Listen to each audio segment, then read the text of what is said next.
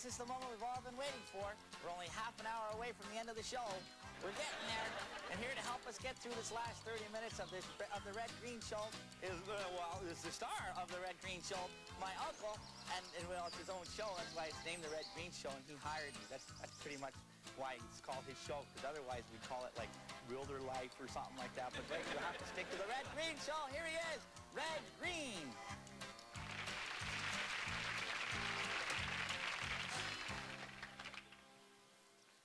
Thank you, Harold, and welcome to the show. Thank you for watching. If you haven't been turned off by now, you're probably going to be able to tough it through till the end of the show. We had a heck of a time up the lodge this week. Moose Thompson won one of them home barber kits at the bingo, and he wanted to give everybody a free haircut. So, golly, I had a heck of a lot of fun with that.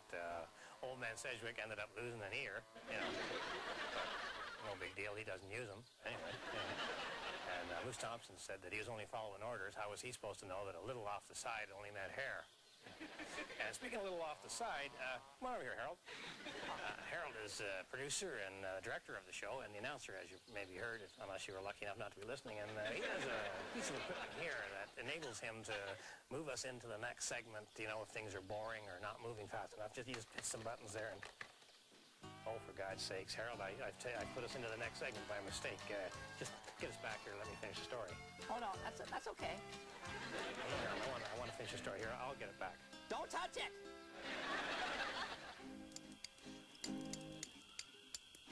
Sleep through the night, up with the sun, snorf down a coffee and reach for my gun.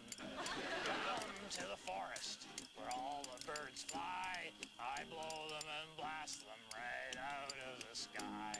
Smell the gunpowder, hear the shots ring. When the ducks start falling, it'll make your heart sing. Hunting is heaven, it's a sport for real men. And as soon as my wound heals, I'll go hunting again.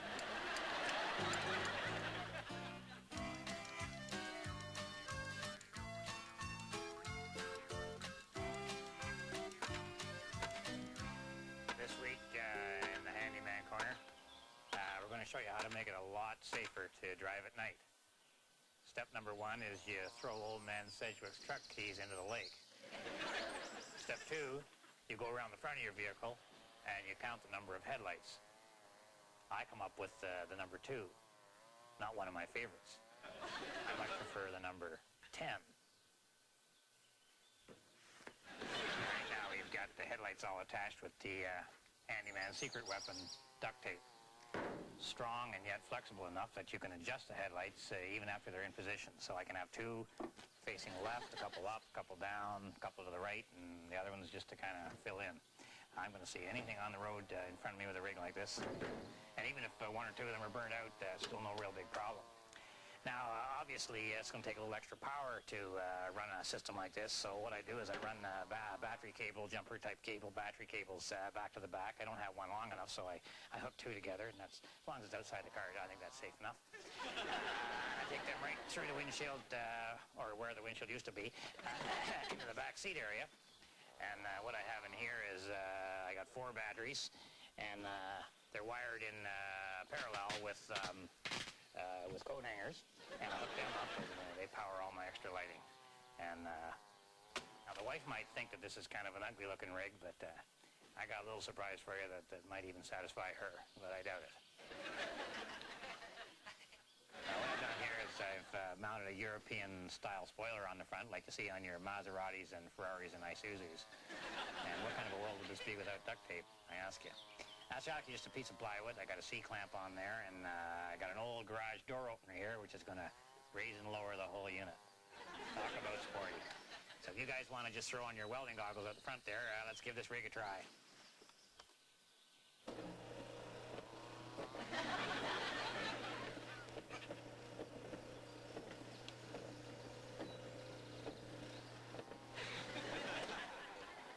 Well, if that isn't attractive and sporty and stylish all at the same time, then, hey, knock me down and let me get back up again. So it's that easy. You can do it yourself. You got the tools and the know-how. So until next time, remember this. If the women don't find you handsome, they should at least find you handy.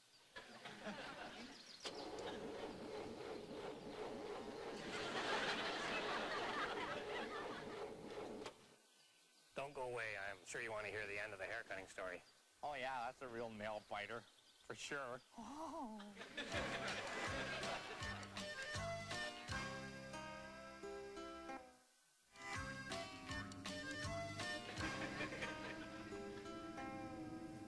It is winter.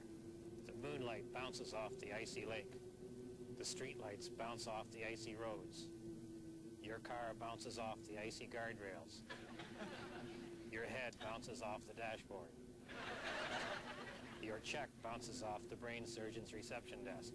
So anyway, getting back to this haircutting kit that Moose Thompson had, you know, Stinky Peterson gets his hair cut about as often as he washes it, which works out to about once every 4 years. So the idea of getting a free haircut was pretty appealing to him, even though it meant that several forms of wildlife were going to have to find a new natural habitat. So Moose, unfortunately, wasn't interested in shampooing Stinky's hair, so what he done was he just combed it straight up with a garden rake and then marked the line across using a T-square and a piece of chalk. But then when he went to cut it, golly, it broke all the blades in the razor. So this makes Moose pretty mad, plus Stinky's hair is looking like a hedge on drugs. You know, and Stinky wanted his money back, of course, but then he hadn't paid anything, so he said he was willing to take a check. Uncle Red, look.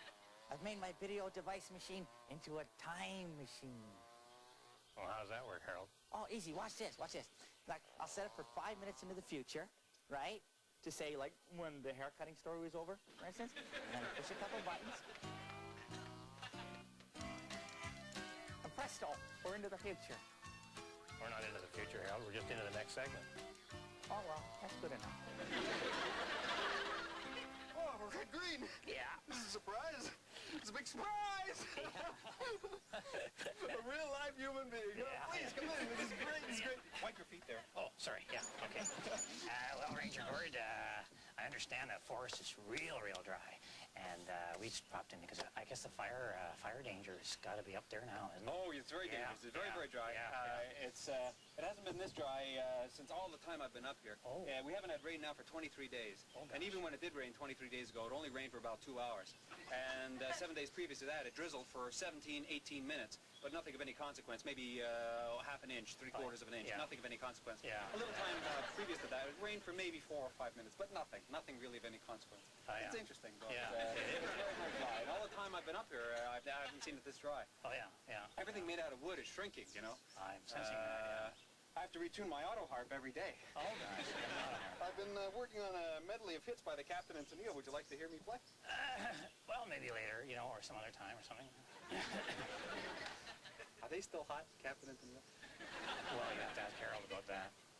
What I wanted you to do, though, Ranger Gord, if you don't mind, is tell our viewers about some of the dangers of your job, fire watching. Well, I'd love to, Red. Okay, great. Well, ladies and gentlemen, boys and girls, one of the major dangers in watching a fire is that if you watch them too close, you can burn your eyebrows right off. So be very careful there. Now, the other thing is, if I didn't have a fire to watch in the 12 years that I've been up here...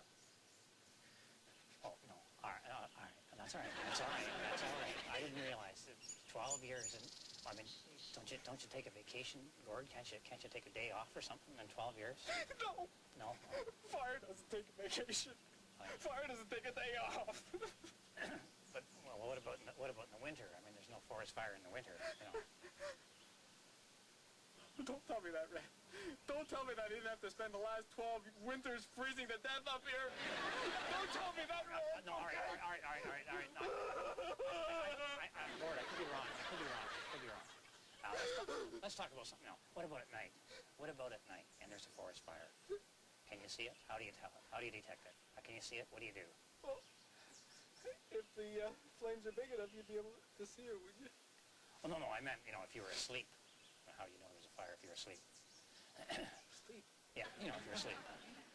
What do you mean, I could have slept? Don't tell me that, Red. Okay? All right, Okay, don't tell me that, Red! All right, that's okay. Fire doesn't sleep, you know! Okay, no, I understand. All right, take it easy. I have a question for you. A big fire, sure, you're going to see it. What about a small fire? How do you detect a small fire? Oh, okay. Well, I've got 400 smoke detectors hung, 1 per acre all around here. Oh, that's an interesting...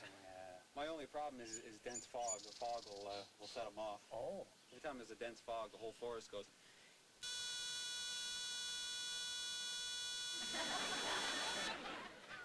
Boy, that'd be something to hear, wouldn't it?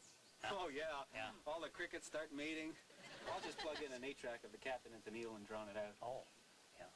Do you know that Tony Tennille sings in the same key as a smoke detector? Well, Gord, we gotta go. Really good to see you again. Take care of yourself. Oh, no, you're not going now. No, we just have to. We don't. No, Gord, no. No. I was going to show you my bark collection and stuff. Well, we'll just see that another time, all right? You take care of yourself. We'll come back another Please time. don't go. Hey, well, why don't you come back tomorrow? I'm here tomorrow. Oh, all right. You Well, know, say around after 11 o'clock. Because at 11 o'clock I'm scheduled to floss. But if you want to come by early, I'll move it to another day. well, why don't we just play that by ear, huh? Huh? Oh, okay. Yeah. Like my auto harp, huh? Play it by ear? Oh, you play that by ear, too? Yeah, I Okay. could, would you like to hear Love Will Keep Us Together? Well, that'd be nice, but I think we should wait till the fog rolls in, don't you? Okay. Yeah. Listen to the singing toad sing his happy song. At the Copacabana. If you don't hear the singing toad, he must have sung too close to the road. Copacabana.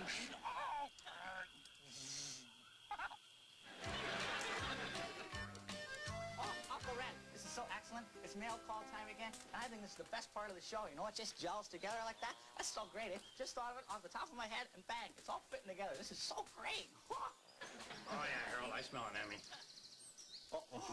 You scared me there, Uncle Red. Okay, letter number 1.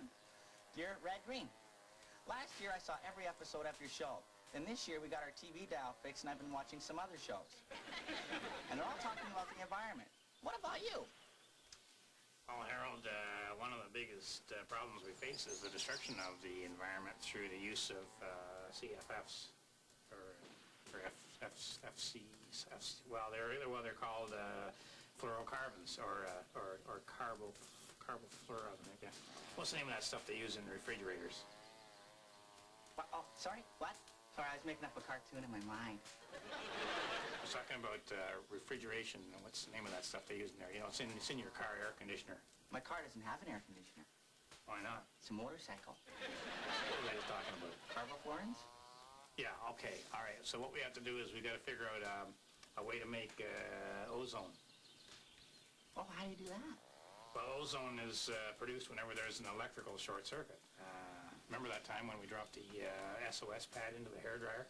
Remember that smell? Yeah. Well, that was ozone. Are you sure? I thought that was the kitchen on fire. No, I mean before that. Are you sure? Because I don't think ozone has a smell. Oh, yeah, ozone has a smell. Go sniff the back of the fridge.